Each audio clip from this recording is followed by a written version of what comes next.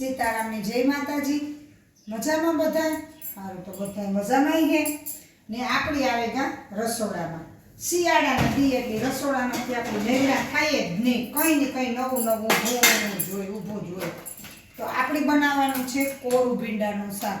તો કોરું ભીંડાનું શાક બનાવ્યા પછી આપણે આજ બનાવવાના છે ઢોકળા, ખાટિયા ઢોકળા। જો આ હાઈજી છે ને છાશ ને મેથી દાણા નાખે મીઠું પલાળી દીધી હતી। જો આપણે આખો આવે ગો એકદમ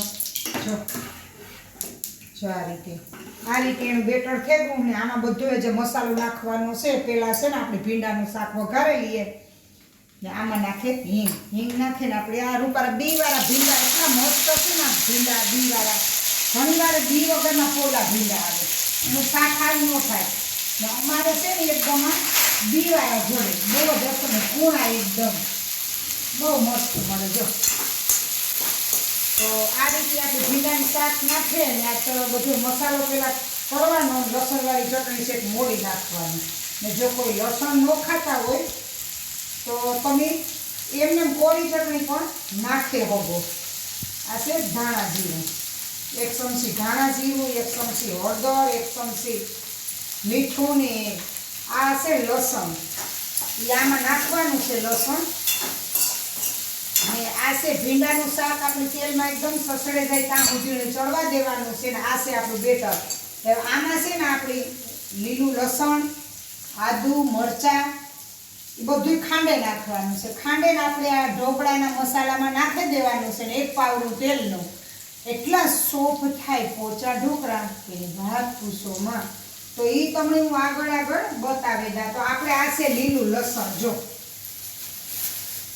આ લીલું લસણ છે તો પહેલાં આપણે આ શાકમાં નાખી દઈએ પછી આપણે લીલું લસણ પણ નાખીને આપણે બધું બનાવીએ। એ પણ તમે આગળ જોડાયેલ રહીજો આમાં ને આગળ હું બતાવ્યા કરા કે કઈ રીતે ઢોકળા બને, કેવા બને, બધુંય તમે જોઈજો। તો હું છે ને પહેલાં લાલ મરચું ખાંડે ને આ શાક ભીંડાનું બનાવેલા અને પછી આપણે ઢોકળા બનાવીએ ને આપણા આમળા પણ બની ગયા છે। કોઈને જોતા હોય તો ઓર્ડર કરજો ને ઓર્ડર લખાવજો તો ઓર્ડરથી પણ બનાવીએ અને આમનામ પણ બનાવીએ। તો થોડાક તૈયાર થઈ ગયા ઝીણી આમળા જોતા હોય ડ્રાય એક ફેરે ખાઓ શિયાળામાં તો આખું વરસ કંઈ ખાવાની જરૂર નહીં પડે। એટલે આંખની પણ એકદમ સરસ કામ લાગે કે આંખની રોશની વધે, વાળ ન ઉતરે, વાળ સફેદ થતા હોય તો અડકાવે, બધુંય સરસ એકદમ આપણી સ્કિન એકદમ ચમકીલી થાય આ આમળાથી। તો આમળા તમારે જેને જોતા હોય ને એ ઓર્ડર કરજો। હાલો તો જો આપણું શાક છે ને જો ચડી ગયું એકદમ સરસ, જો કૂણ રૂપાર એકદમ કૂણા ભીંડા ને બીવાર આવતા એટલે કોરું શાક જો કેટલું મસ્ત જો કીણી જોઈએ કાંઈ પાણી આવે જાય એવું અસલ ભીંડાનું દેશી ભીંડાનું શાક બનાવ્યું ને એમ આપણે બનાવવાના છે ઢોકળા। તો એની પ્રોસેસર હું તમને બતાવવા કઈ રીતે કરવાનું છે, કઈ રીતે બનાવવાના છે। તો આપણી છે ને આમાં લસણ, આદુ ને મરચાં ખાંડે નાખ્યા પહેલાં જો લસણ, આદુ, મરચાં એ આપણે આમાં નાખી દેવાના, બરાબર।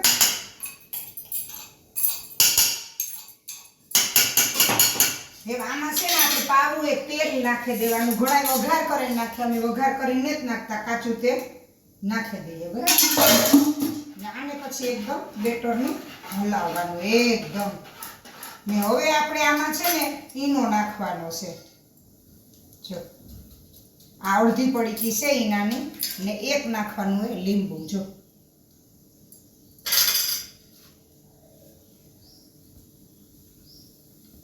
આ રીતે। તો આ રીતે આપણે એક લીંબુ નીચે નાખ્યું। હવે આને એકદમ હલાવી નાખવાનું ફૂલ, જો આ રીતે।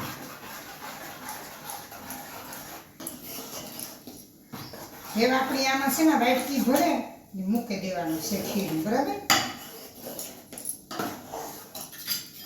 જો હું તમને એક વાટકી બતાવી દઉં આ રીતે, જો હવે આમાં છે ને મેથીની ભાજી, આમાં ધાણા ભાજી ને આમાં લાલ મરચું, જો આ રીતે બધી બનાવવાની છે ડીશું.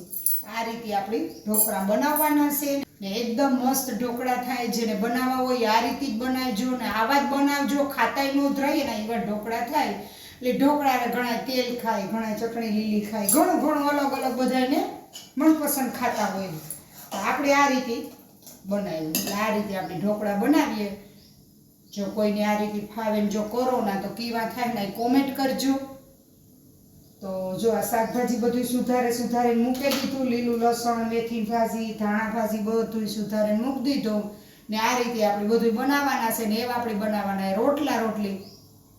તો આ રીતે ઢોકળાની રેસીપી બતાવી. જો મારી રેસીપી ગમી હોય, વિડીયો ગમ્યો હોય તો લાઈક, શેર ને સબસ્ક્રાઈબ જરૂર કરજો.